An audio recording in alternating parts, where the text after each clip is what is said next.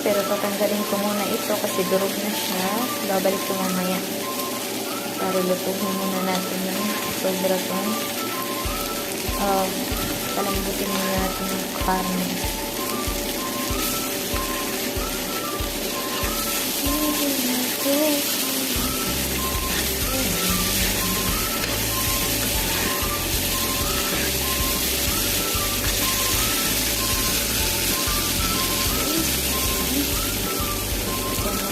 Siya ng puti. Ayan, so papakuluin muna natin siya. Ayan, malapit na po. Isa ko lang kaya konti lang malutuin natin.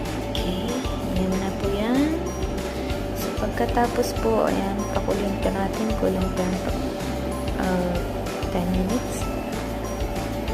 15 minutes or yeah, another 10 minutes. And then we're going to put the vegetables.